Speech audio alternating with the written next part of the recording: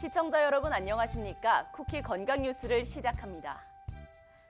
환자 상태를 두고 의학계와 한의계 전문가들이 협력해 진료하는 의한협의진료. 복지부가 2016년부터 시범 사업을 시행하고 있는데요. 협진을 제도화하기 위한 5단계 시범 사업이 지난 16일부터 본격 시작됐습니다.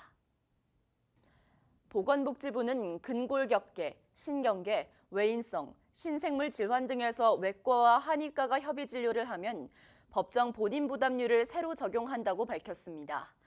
이는 그동안 건강보험 재정이 전액 부담했던 협의 진료료에 처음으로 적용되는 변화인데요.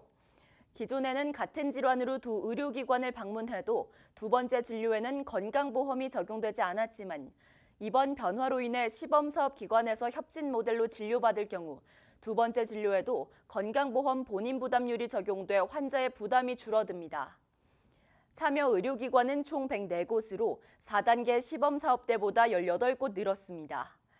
의한협진 진료체계를 갖춘 병원급 의료기관이 참여하며 같은 소재지에서 의과와 한의과를 함께 운영하거나 대표자가 동일한 경우도 포함되는데요. 복지부는 고령화 등 복합 질환 증가에 따라 협진 수요가 늘고 있다며 국민들이 불편 없이 협진 서비스를 받을 수 있도록 적극 지원하겠다고 밝혔습니다.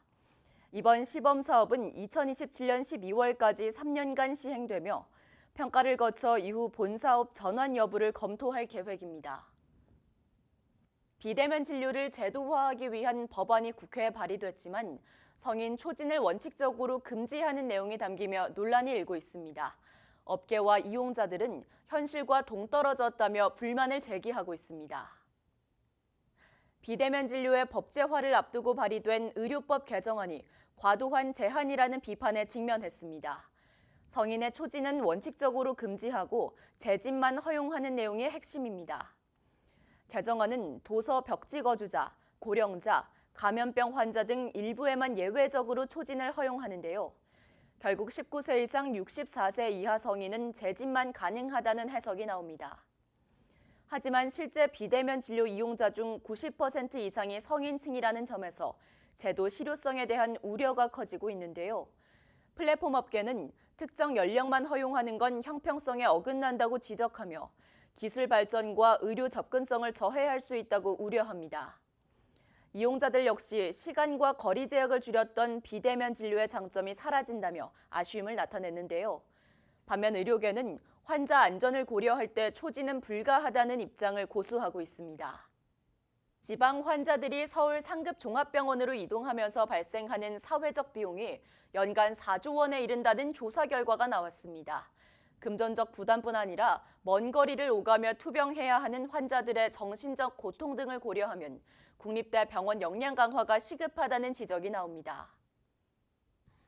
한국보건사회연구원이 지역 환자 유출로 인한 의료비, 교통비, 숙박비 등을 포함해 추산한 결과 국내 지역 환자들이 서울 대형병원으로 몰리며 서울을 오가느라 발생하는 연간 사회적 손실이 최대 4조 6천억 원에 달했습니다.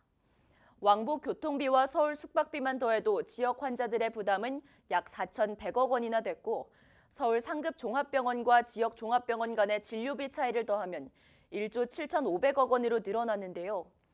이 같은 지역 환자의 서울 쏠림 현상은 수도권과 지방의 의료 격차 때문인 것으로 조사됐습니다. 연구진이 진행한 지방 거주민의 국립대학병원 인식조사 결과 지방 거주자들은 중증 질환일수록 서울 상급 종합병원을 우선 고려하겠다고 답했는데요. 수도권 상급 종합병원을 국립대학병원보다 선호하는 현상은 여전했지만 응답자의 80.9%는 지역 국립대병원의 역량 강화를 위해 정부가 적극 지원해야 한다고 응답했고 전문의 확보와 응급, 중증 진료 강화, 필수 진료과 확충 등을 우선 과제로 꼽았습니다. 4대 사회보험료 납부가 더 간편해질 전망입니다. 국민건강보험공단이 모바일 간편 납부 서비스를 확대하면서 이른 아침부터 스마트폰으로도 쉽게 납부할 수 있게 됐습니다. 국민건강보험공단이 토스뱅크와 협력해 4대 사회보험료 모바일 간편 납부 서비스를 확대합니다. 건강보험은 물론 연금, 고용, 산재 보험료까지 스마트폰에서 실시간으로 납부할 수 있는데요. 토스앱에서 세금 공과금 내기 메뉴를 선택하고 전자납부번호를 입력하면 곧바로 납부가 가능합니다. 하반기에는 QR 인식 기능도 추가돼 더 빠르고 간편한 납부가 가능할 전망입니다. 건보공단은 앞으로 네이버 등 슈퍼앱과의 연계도 추진해 납부 채널을 계속 확대해 나간다는 방침입니다. 아울러 이번 간편 납부 서비스가 국민의 납부 편의는 물론 미납 방지와 징수율 향상에도 긍정적인 영향을 줄 것으로 기대하고 있습니다.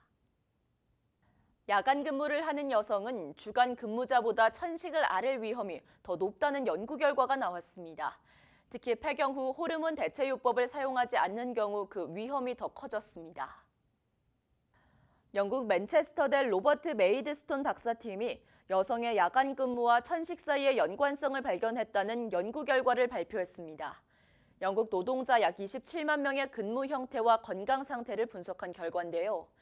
여성 야간 근무자는 주간 근무자보다 중등도 이상 천식 위험이 50%나 더 높은 것으로 나타났습니다.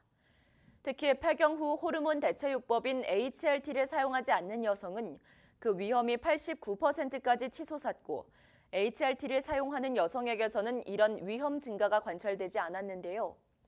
이 결과는 HRT가 야간 근무 여성의 천식에 대한 보호작용을 할 수 있음을 시사한다고 연구팀은 설명했습니다.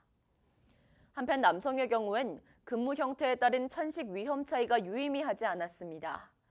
메이드스톤 박사는 교대 근무가 생체 시계를 교란하고 성호르몬 수치에 영향을 줄 수 있어 성별에 따라 천식 위험이 다르게 나타날 수 있다고 추정했습니다.